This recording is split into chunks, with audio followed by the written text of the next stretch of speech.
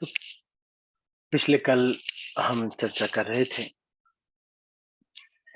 वक्रेश्वर पंडित जी के तिरुभाव से पहले, भाल मंद नहीं जानी सेवा मात्र करी, तुम्हारे संसार यामी विषय प्रहरी।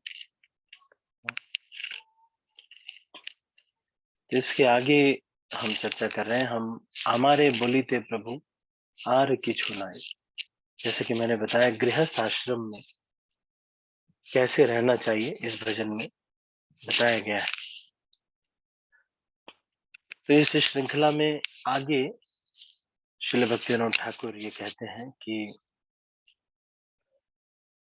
तुम्हार इच्छाय मोर इंद्रिय चालना, श्रवण दर्शन घ्राण भोजन वासना। तो भक्ति विनोद ठाकुर ये कहते हैं कि आपकी इच्छा के अनुसार ही मैं इंद्रियों को चलाऊंगा। श्रवण, दर्शन, घ्राण, भोजन और वासना, ये सब कुछ आपकी इच्छा के अनुसार ही मैं करूंगा। इसका मतलब यह है कि जो चीजें आदेश की गई हैं वो चीजें बस करनी है। उसके बाद एक भजन कुटी बनाना है, उस भजन कुटी में थोड़ी तपस्या है और अपना जो आंतरिक भजन है, अंतरंग भजन है, वो करना चाहिए। हर एक भक्त के लिए एक भजन कुटी होना चाहिए।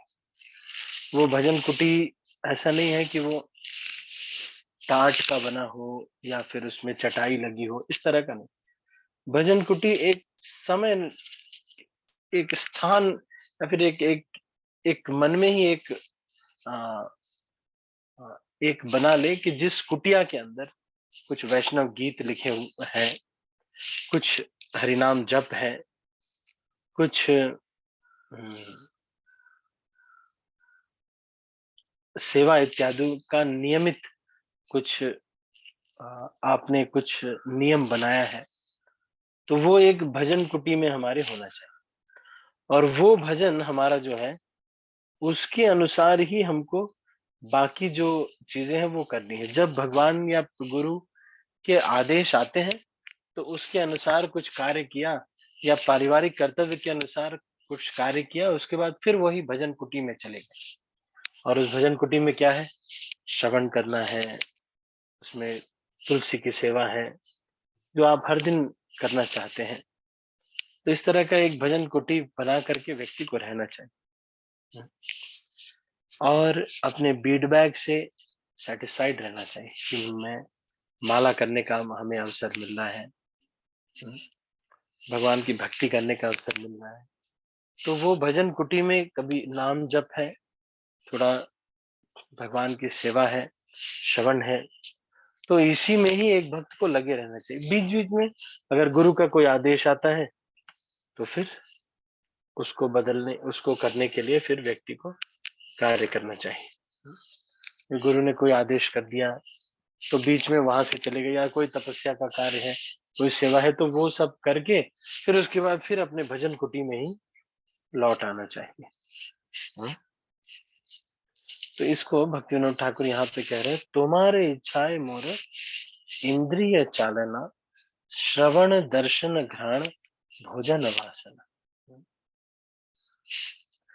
तो जो भी कार्य गुरु के आदेश के अनुसार भगवत सेवा के लिए किया जाता है, वो ही मात्र कार्य जो है अकर्म होता है, नहीं तो सकर्म विकर्म ही होता है।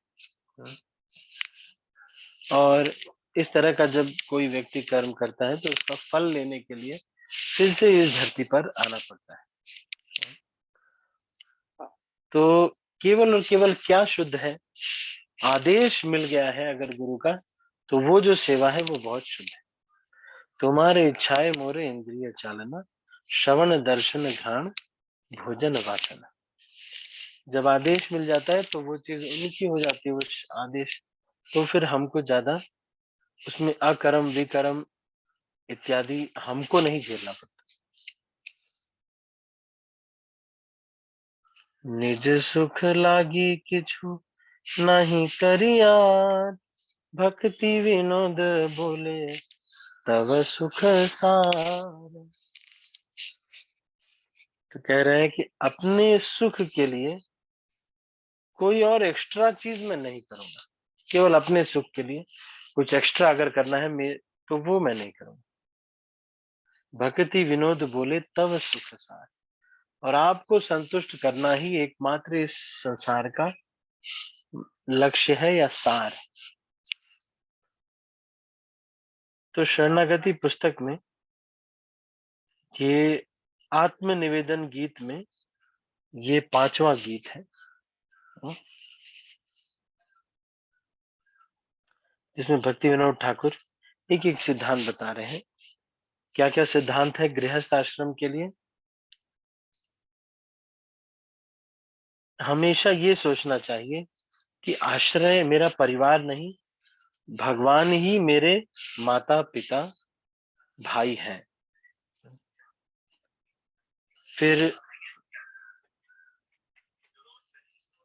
जो संबंध है उनको ये समझना चाहिए कि ये कौन है, बंधु दार सुत सुता, ये लोग क्या है, ये सब हम इनकी सेवा इनका पालन पोषण इसलिए कर रहे हैं क्योंकि ये सब भगवान के दास हैं।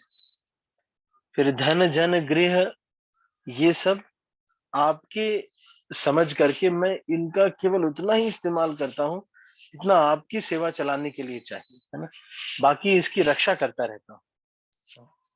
और फिर तुम्हारे कार्य रे तोरे उपार्जित धन, ऐसा नहीं है कि मैं धन उपार्जन नहीं करूंगा, लेकिन आपके कार्य में उसको लगाऊंगा और आपके संसार का व्यय मैं करूंगा, मैं वहन करूंगा। अगर कोई व्यक्ति आएगा और मुझे कहेगा कि इतने डेडिकेटेड हो तुम, कुछ भी लेते नहीं हो, तुमको पता है ऐसे कर भालो मंद कुछ बताएगा कि वहां पर ऐसे होता है, यहाँ पर ऐसे होता है, अमेरिका में तो ऐसे होता है। हम्म, कोई आकर के बोल सकता है, लेकिन हम तो बस गुरु ने आदेश किया है तो सेवा कर रहे हैं।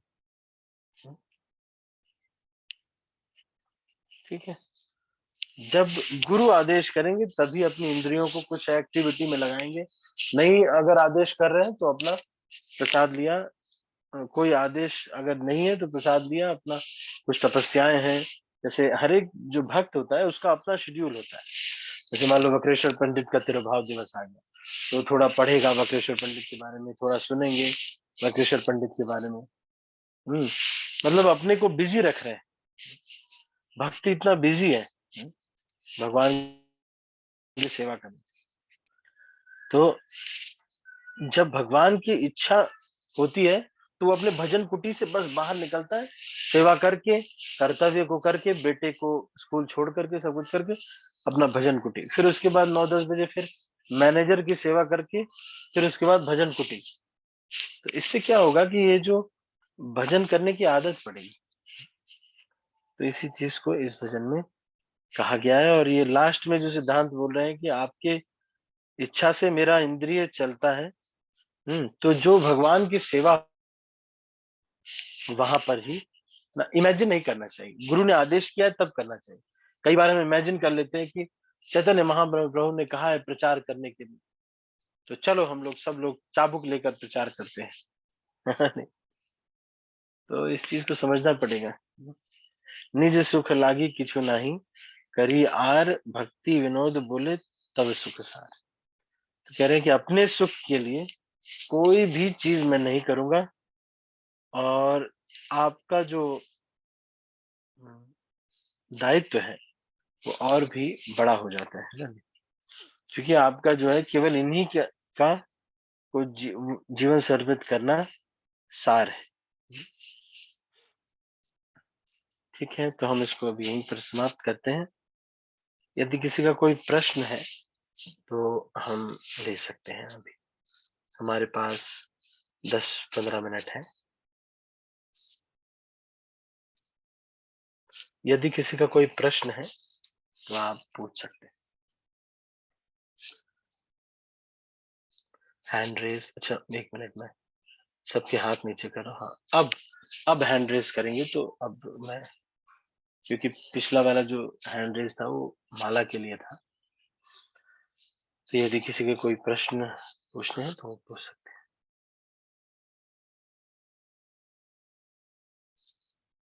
श्रीमती राधिका माता जी। हरे कृष्णा, आपको मुझे दंडवत प्रणाम।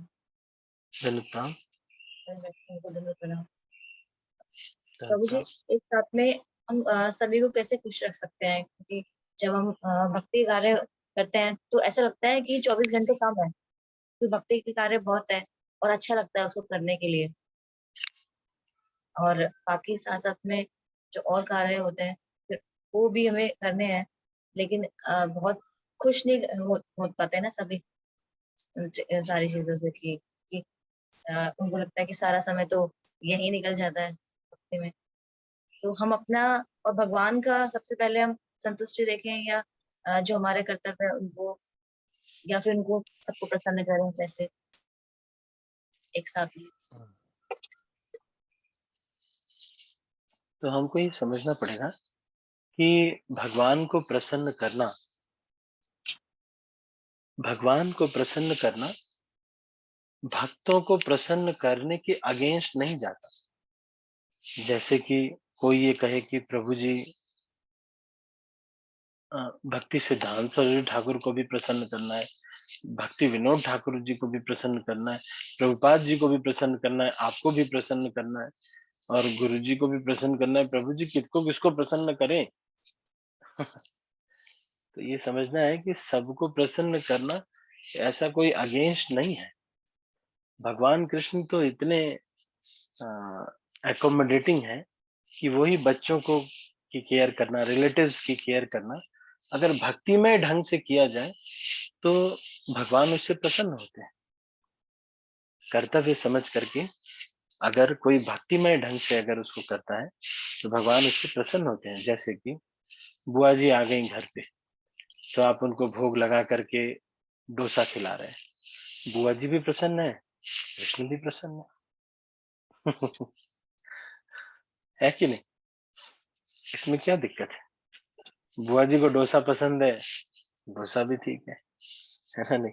और बुआ जी भी प्रसन्न और भगवान भी प्रसन्न, तो दोनों ही प्रसन्न हो सकते हैं। दूसरी चीज ये है, सबको प्रसन्न करना। जैसे कई लोग मैनेजर हैं या कुछ, तो एक सिद्धांत हमेशा ये समझना चाहिए कि हमारा जो बैलेंस होगा लाइफ में वो डायनामिक बैलेंस होगा।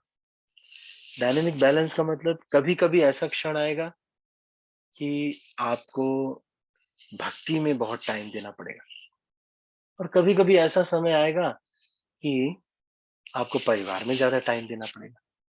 लेकिन सारे ही रोल्स का हमें मिनिमम लिमिट पहले डिसाइड कर लेना चाहिए।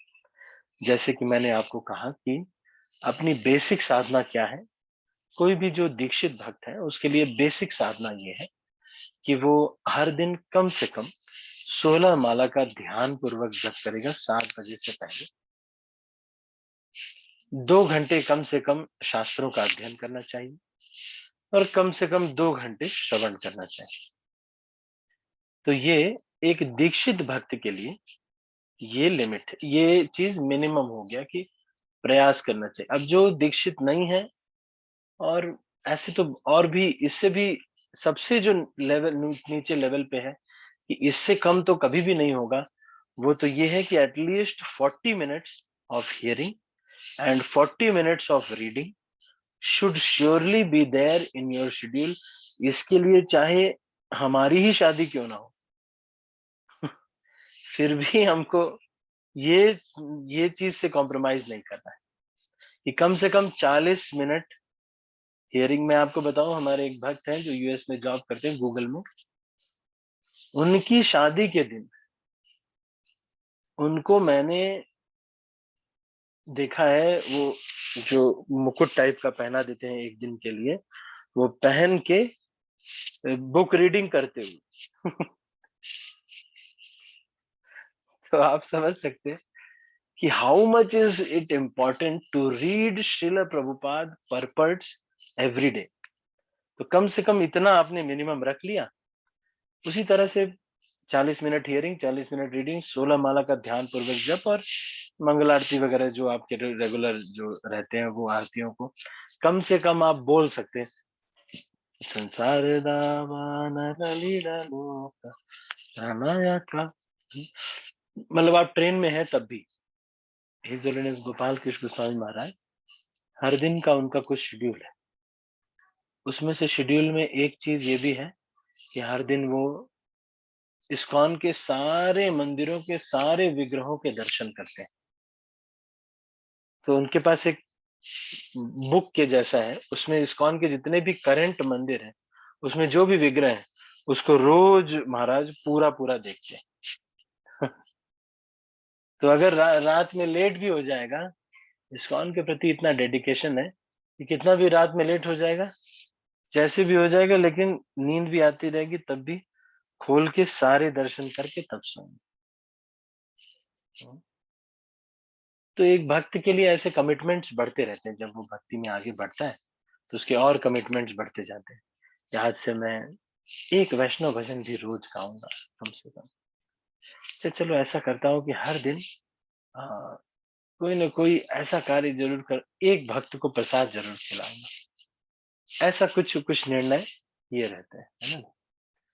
तो आ, मैंने आपको बैलेंस करने के बारे में बताया कि first decide in every role what is the minimum requirement. जैसे कि हमारे जो स्पिरिचुअल गाइड हैं उनसे हमारा रिलेशनशिप, उस रिलेशनशिप में जो हमारा मिनिमम लेवल है वो ये है कि हर 15 दिन पे एक बार रिपोर्टिंग कुछ होना चाहिए। और एवरीडे साधना स्कोर, आपका साधना जो है उनको पता होना चाहिए कि आप साधना 16 माला कर लिया, ठीक है, मैसेज कर दिया, या फिर जो भी साधना आपकी है वो बता दिया कि ये मैं साधना किया। तो हर दिन का रिपोर्टिंग होना चाहिए मैसेज के थ्रू। और 15 दिन में एक बार आपका ये डिस्कशन होना चाहिए कि आगे मैं भक्ति में क्या करना है, या अभी तक ये फीलिंग रहा, या ऐसा लग रहा था वहां पे मेरे से गलती हो गई। 15 दिन में एक बार, ये this is the minimum relationship with शिक्षा गुरु। लेकिन अगर कोई व्यक्ति, अब दीक्षा गुरु से क्या रिलेशनशिप है, दीक्षा गुरु जो भी मेजर लाइफ के डिसीजंस हैं along with the shiksha guru, we should go to the diksha guru and ask and express कि Maharaj I am going to do this, going into grihastha ashram, please bless. जो लाइफ के मेजर डिसीजंस हैं वो महाराज के साथ होने चाहिए। उसके साथ साथ बीच बीच में साल में 2 बार 3 बार उनसे मिलना चाहिए, जो दीक्षा गुरु है उनसे मिलना चाहिए कि महाराज इस तरह से हम सेवा कर रहे हैं, इस तरह से हम प्रयास कर रहे हैं। तो उसी तरह से सासू माँ का भी रिलेशनशिप में किरदार है।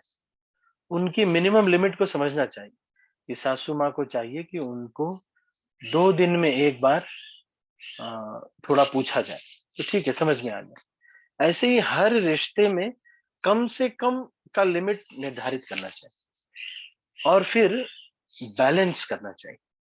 अब कभी कभी ऐसा होगा कि जो आपके भगवान कृष्ण की जो सेवा है उसमें एक्सटेंड करना है, तो उसमें एक दिन एक्सटेंड कर दिया जन्माष्टमी के दिन।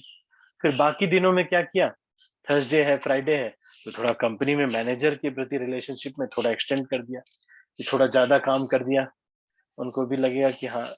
तो इस तरह से बैलेंस करके करना चाहिए। तो एक तो मैंने आपको बताया सबसे पहली चीज कि कृष्ण को प्रसन्न करना बाकी सबको प्रसन्न करने से अगेंस्ट नहीं होता, क्योंकि बाकी सबको प्रसन्न करने का कार्य कृष्णमय करके हम कृष्ण को प्रसन्न कर सकते हैं। दूसरी चीज, जब बैलेंस करने की बात आती है, सबको प्रसन्न कैसे करें। हर एक किरदार जो हमारा है, जैसे मैं एक शिष्य हूँ, मेरे एक शिक्षा गुरु हैं, उनके मेरे एक दीक्षा गुरु हैं, उस किरदार की मिनिमम लिमिट को तो हमेशा पालन करना चाहिए। अब कभी कभी ज्यादा भी करना चाहिए, जैसे कि मान लो उनको प्रसन्न करना है, एक दिन जो है कभी ऐसा किया कि जब थोड़ा फ्री टाइम रहा कभी बुला लिया कि प्रभु जी आइएगा ना, थोड़ा कुछ शेड्यूल बना लिया कि घर पे एक शेड्यूल बना लिया, इस दिन 2-3 दिन का शेड्यूल है, प्रभु जी आएंगे तो घर में कथा करेंगे। दिन में प्रभु जी से टाइम लिया, थोड़ा बात किया, थोड़ा श्रवण किया, और शाम में सब लोगों को बुला लिया, घर में कीर्तन वगैरह करवा दिया। इस तरह से जब फ्री थे तो ये करवा लिया। अब फिर जब कंपनी में बहुत हेक्टिक टाइम चल रहा है, तब उस समय भाई थोड़ा स्पिरिचुअल लाइफ को मिनिमम वाले उस पे ला दिया कि 40 मिनट हियरिंग, 40 मिनट रीडिंग और 16 माला का जप, मंगल आरती, तुलसी आरती, नरसिम्हा आरती। जय श्री कृष्ण। हो गया। तो इस तरह से बैलेंस करके हमको करना चाहिए, तो सब लोग प्रसन्न रह सकते हैं भक्तों से। कुछ लोग एनवियस होते हैं, वो नहीं प्रसन्न होते हैं, तो फिर भी हमको उनके लिए प्रार्थना करना चाहिए। तो दूसरा चीज ये है कि जब भी भक्तों को कुछ कमी लगे तो हमको प्रार्थना कर लेना चाहिए। प्रार्थना एक सबसे शक्तिशाली माध्यम है, वो सारी चीजें प्राप्त करने का जो हमारे पास नहीं। क्योंकि भगवान जो सब कुछ देख करके देते हैं, आप दे पाएंगे नहीं दे पाएंगे, कर पाएंगे नहीं कर पाएंगे, वो नहीं कर पाएंगे तो जिस तरह से कर पाएंगे वो लोग भी भेज देते हैं। तो इसलिए थोड़ा प्रार्थना करके हमको करना चाहिए। तो मैंने दो चीजें आपको बैलेंस करने के लिए बताई। एक तो ये कि भगवान जो है भगवान को एकोमोडेट करना कोई कठिन नहीं है। सारे कार्यों को आध्यात्मिक तरीके से करने से भगवान प्रसन्न होते हैं।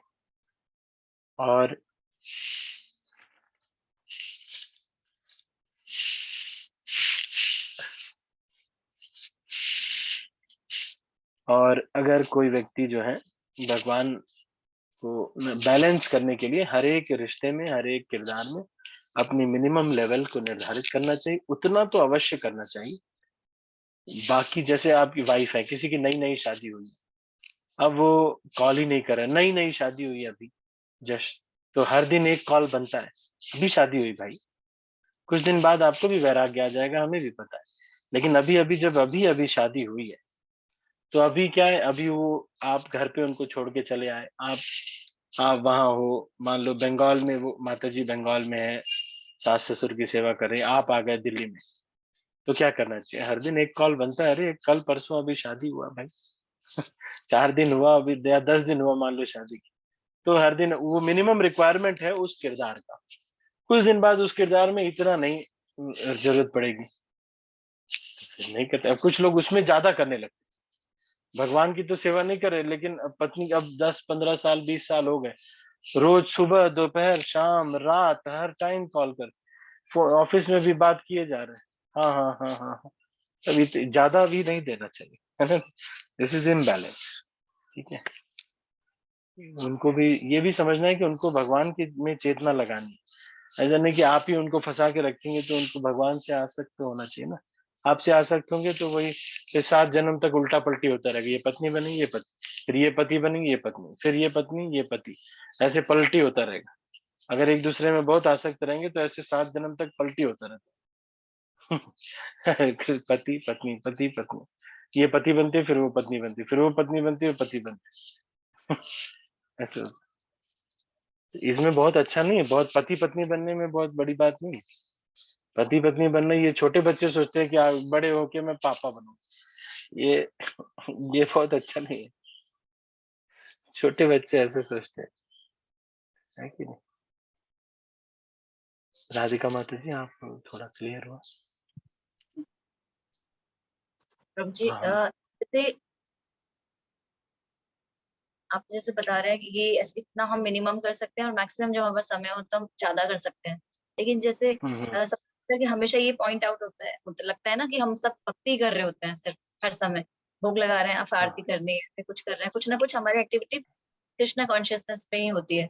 तो ऐसा कुछ जैसे कहते हैं ना कि अपना कार्य भी हो जाए भक्ति में, जैसे छिपा के होता है ना, और बाकी लगे ऐसे कि हम पूरा भक्ति यहीं पर परिवार में ही इन्वॉल्व है, और हम कि सभी को खुश कर रहे हैं कि अभी यहीं पे रहना है और सभी को खुश करना है क्योंकि भगवान के ये सारे जैसे आप करो, तो पहले इनको सभी को प्रसन्न करें, और हमारा जो भक्ति का जो पार्ट है वो इस तरीके से हो कि दिखे ना, लेकिन हम करते रहें, ऐसा कुछ हम कर सकते हैं। नहीं नहीं, हम लोग उस स्तर पे नहीं है कि अभी उस स्तर पे कि हम हमारा दिखे ना भजन और ऐसा वैसा। हमको श्रीमद् भागवतम पढ़ने में और बेटे की भक्तिमय सेवा में लगाने में अंतर महसूस होता है। हम लोग इतने शक्तिशाली नहीं हुए हैं अभी कि हमको दोनों बराबर लगे। हमारे लिए माला करना पूर्ण कृष्ण भावना भावित कार्य है। वैसे तो अगर आपके घर में भोग बना रहे हैं किचन में, वो भी 100% प्योर डिवोशनल सर्विस है, क्योंकि कृष्ण के लिए बना रहे हैं। लेकिन माला करने से हमारे लेवल पे वो दोनों बराबर नहीं है। ऑल्दो ये बात सत्य है कि भगवान का नाम लेना और भगवान के लिए भोग बनाना on the absolute platform they are equal, पर हमारे लिए इक्वल नहीं है। इसलिए हमको दोनों को बराबर नहीं मान करके उसके लिए एक्सक्लूसिव टाइम निकालना चाहिए। अगर कोई भक्त कोई परिवार का सदस्य नाराज होता है तो उनको ज्यादा उद्विग्न न करके उनको न दिखाना चाहिए। और मान लो सासू माँ नाराज होती है कि हमेशा माला करती रहती है, इसीलिए तो मेरी सेवा नहीं कर पा रही, तो फिर क्या करना चाहिए? तो फिर जब सासू माँ आए तो उनकी इतनी भरपूर तरीके से सेवा करनी चाहिए। बाकी माला तो करनी चाहिए, अपना कहीं पे कर लिया, पहले ही माला कंप्लीट कर लिया सासू माँ से उठने से पहले, और जैसे ही माँ जाग गई, इतनी भरपूर तरीके से उनकी सेवा हो कि फिर वो बोले कि तुम अगर जहर भी दे दो तो कबूल है। तो फिर उसके बाद अब आपका माला करना, एक्चुअली हमको ये समझना पड़ेगा, किसी को हमारी कोई चीज तभी बुरी लगती है जब प्रेम कम होता है। प्रेम अगर कम, मतलब प्रेम का मतलब उसकी सेवा कम की गई। अगर प्रेम कम नहीं होगा ना, तो आप प्रेम जिससे होता है आप देखेंगे उसके सब कुछ अच्छा लगता है। वो जो भी करे सब कुछ अच्छा लगता है। वो चाहे एक चश्मा पहने, चाहे एक आंख का काना हो, लूला लंगड़ा हो, सब अच्छा लगता है। मैंने ऐसे बच्चों को देखा है जिनकी एक आंख बहुत बाहर निकली है, हाथ टेढ़ा है, ऐसे चेहरा है, लेकिन माँ बाप को इतना अच्छा लगता है क्योंकि अपना बच्चा है। उसी तरह से हमारे अंदर दोष देखना, किसी को बुरा लगना परिवार में, सारा कुछ इसीलिए होता है क्योंकि उनको प्रेम कम मिल रहा है। अब जैसे खूब सेवा की, मान लो सासू माँ को पसंद है करेले का भरवा, आपने करेले का भरवा सब्जी बनाई, फिर उसके बाद उनको जो है चोखा पसंद है, वो भी खिला रहे हैं। बार-बार इतना प्रसन्न हो गई हैं, जब बहुत प्रसन्न हो गई तो चलो एक आँख अगर माला-मुला कर भी लेते तो कोई इतना दिक्कत नहीं है ना? नहीं? तो थोड़ा-सा मंदिर-वंदिर का भी टच दिया और गए, थोड़ा बहुत बुला दिया, धीरे-धीरे भक्त बन जाएँगे। ठीक है। Thank you so much Prabhu ji. Please मुझे ब्लेस करिए कि मैं अच्छे तरीके से बैलेंस करके अपनी और परिवार को सही तरीके से कर पाऊँ। हाँ जी, हाँ जी। Thank you so much for questions. आपकी वजह से बहुत सारे भक्त लोगों को भी क्लियर होता है। हर भक्त को प्रश्न पूछना चाहिए। हाँ, ये बात सही है कि कई बार उत्तर हमें पता होता है, फिर भी हमको पूछना चाहिए। पूछने से हमारे जो कॉन्सेप्ट्स होते हैं और क्लियर होते हैं। जो आपने प्रश्न पूछा है ना, जीवन भर आपको याद रहेगा। ठीक है। हरे कृष्ण। श्रील प्रभुपाद की जय, गौर भक्तवृंद की जय। मैं सब भक्तों को अनम्यूट कर रहा हूँ और फिर इस मीटिंग को क्लोज कर रहा हूँ। हरे कृष्ण। हरे हरे कृष्ण। कृष्णा प्रभु जी, हरे दंडवत प्रणाम। हरे कृष्णा प्रभु जी हरे धन्यवाद कृष्णा प्रभु जी प्रणाम। दंडवत प्रणाम। प्रणाम। हरे कृष्णा प्रभु जी दंडवत प्रणाम। हरे कृष्णा प्रभु जी, दंडवत प्रणाम। हरे हरे कृष्णा प्रभु कृष्णा जी दंडवत सभी को प्रणाम। दंडवत प्रणाम। हरे कृष्णा सभी को दंडवत हरे प्रणाम। कृष्णा प्रभु जी दंडवत प्रणाम। हरे कृष्णा माता जी, प्रभु जी, सभी को दंडवत प्रणाम। हरे कृष्ण।